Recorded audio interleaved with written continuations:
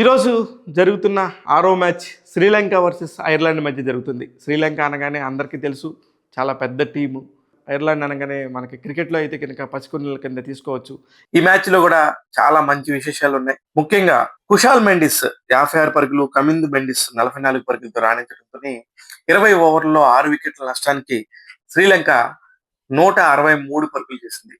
అయితే దానికి ప్రతిగా 20 రన్స్ తేడాతో ఐర్లాండ్ టీం ఓడిపోయింది. అయితే ముఖ్యంగా ఇందులో చెప్పుకోవాల్సింది ఏంటంటే విచిత్రమైన విషయం, శ్రీలంక కెప్టెన్ దసన్ సెనక గతంలో 15 సార్లు డకౌట్ అయ్యాడు.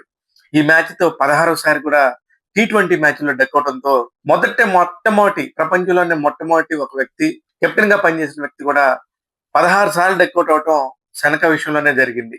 ఇది ఈ మ్యాచ్ కి సంబంధించిన హైలైట్ విషయానికి వస్తే, ఇక బౌలర్ శ్రీలంక బౌలర్ల విషయానికి వస్తే మాత్రం చాలా నీట్ గా బౌలింగ్ చేసుకుంటూ ఎక్కడ కూడా ప్రత్యర్థి టీంకి అవకాశం ఇవ్వకుండా తమ టీంని గెలిపించే ప్రయత్నం చేశారు. మామూలుగా అనుకున్నట్టుగానే శ్రీలంక విజయం సాధించింది. పసికోలైన ఐర్లాండ్ని తుక్కుగా కొట్టింది.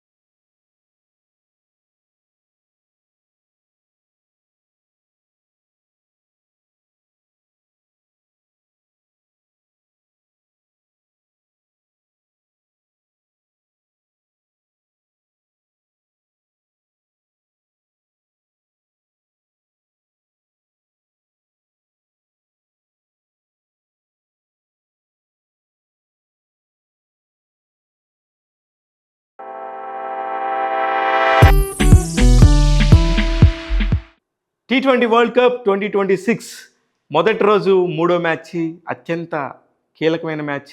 కారణం ఏంటంటే ఇండియా మొట్టమొదటి మ్యాచ్ ఆడుతుంది. ఆ మ్యాచ్కి సంబంధించి విశేషాలు ఏంటనేది తెలుసుకునే ముందు వాళ్ళు ఎవరితో ఆడారు? అమెరికా అని చెప్పి పేరుంది, కానీ ఆడిన ప్లేయర్స్ అందరూ కూడా ఇండియాకి సంబంధించిన వాళ్ళు, ఇండియాకి సంబంధించిన ఆరిజిన్ ఉన్నవాళ్ళు. అయితే అందులో ఒక అబ్బాయి మాత్రం మన తెలుగు అబ్బాయి కూడా ఉన్నాడు ఆ టీం మొత్తంలో. అందులో అతని పేరు సాయి తేజ్. ఇతని గురించి కూడా మాట్లాడుకోవాలి. అయితే అమెరికా టీము అంటే చాలా పసికూన, ఏముందిలే ఆడతా పాడతా కొట్టేయచ్చు. మన దగ్గర అభిషేక్ శర్మ ఉన్నాడు, అసలుకి రింకు సింగ్ ఉన్నాడు, ఇషాన్ కిషన్ ఉన్నాడు, సూర్యకుమార్ యాదవ్ ఉన్నాడు, హార్దిక్ పాండ్యా ఉన్నాడు, ఇలా రకరకాల పేర్లు అత్యద్భుతంగా ఉన్న టైంలో అనుకోకుండానే మొట్టమొదటి 2వ ఓవర్లోనే మంచి జలక్కిచ్చారు అమెరికన్ బౌలర్స్. ఒక్కసారిగా 6 లైన్ దగ్గర దొరికిపోయాడు అభిషేక్ శర్మ. ఇమ్మీడియట్గా కొంతసేపటికే ఇషాన్ కిషన్, మరికొంతసేపటికి ఇంకొకతను, వరుసగా ఇలా ఫాలన్ అవుతుంటే ఏం చేయాలో అర్థం కావని పరిస్థితిలో ఇండియా పరిస్థితి అలా ఉన్న టైంలో ఒక దశలో 12.4 ఓవర్లో 86 పరుగులకి 7 వికెట్లు కోల్పోయి పీకల్లోతి కష్టాల్లో ఉన్న భారత్ ఒక్కసారి ఒక కెప్టెన్ ఇన్నింగ్స్ని బ్యాట్తో చూపించేశాడు సూర్యకుమార్ యాదవ్. అతను కనుక ఆ ఇన్నింగ్స్ కనుక నిలబెట్టకపోతే ఈ రోజున ఆ మ్యాచ్కి సంబంధించి మొత్తం దిశ మారిపోయేది. T20 వరల్డ్ కప్ మొత్తం కూడా నెగిటివ్తోనే ఆరంభమయ్యేది భారత టీంకి. కానీ సూర్యకుమార్ యాదవ్ కెప్టెన్ ఇన్నింగ్స్తో ఆడటంతో పాటు 10 ఫోర్లు 4 సిక్స్లతో 49 బంతుల్లో 84 పరుగులు సాధించాడు. మామూలు విషయం కాదు. మామూలుగా అంత ఫుల్ పికప్లో ఉన్నప్పుడు, టీం అంతా మంచి జోష్లో ఉన్నప్పుడు కొడతాం కాదు. పీకల్లోతు కష్టాల్లో ఉన్నప్పుడు ఆ టీంని నిలబడి ఆదుకున్నోడే రియల్ కెప్టెన్ అని, రియల్ ప్లేయర్ అని చెప్పి నిరూపించాడు సూర్యకుమార్ యాదవ్. అందుకే ఆయనకి మ్యాన్ ఆఫ్ ది మ్యాచ్ కూడా దక్కింది. అయితే ఆ తర్వాత బ్యాటింగ్ దిగిన అమెరికా కూడా తక్కువేం తినలేదు. చాలా బాగా ఆడారు. చాలా మంచి రన్ రేట్ని మెయింటైన్ చేస్తూ వచ్చారు. కానీ ఫైనల్గా వాళ్ళు చతికిలబడ్డారు. దానికి కారణం సిరాజ్ బాయ్ హైదరాబాదీ.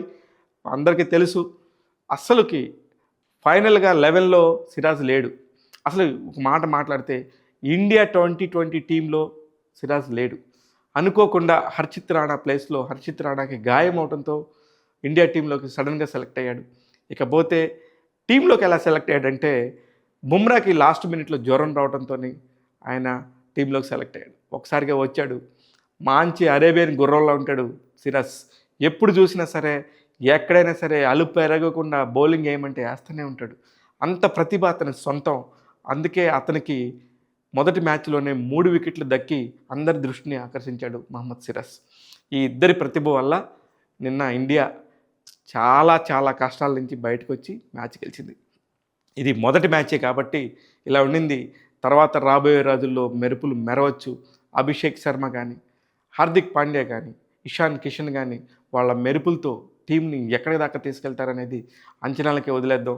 హయ్యెస్ట్ దాదాపు 300 స్కోరు మైల్ రాయిని కూడా ఈ ప్రస్తుతం ఉన్న భారత జట్టు దాటుతుంది అని అనటంలో ఎటువంటి అతిశయోక్తి లేదు. కానీ చిన్న పామునైనా పెద్ద కర్రతో కొట్టాలనే సామెత మాత్రం మర్చిపోవద్దు. ఇండియన్ టీంకి ప్రత్యేకంగా ఎవరితో ఆడినా సరే పర్ఫెక్ట్గా ఉండాలి అనే ఒక విషయాన్ని గుర్తు చేస్తూ చూస్తూనే ఉండండి టాక్ తెలుగు. ఇలాంటి అనేక విషయాలను ఎప్పటికప్పుడు మీ ముందుకు తీసుకొస్తూ ఉంటాను. మరొక మ్యాచ్తో మళ్ళీ నేను మీ ముందుకు వస్తాను.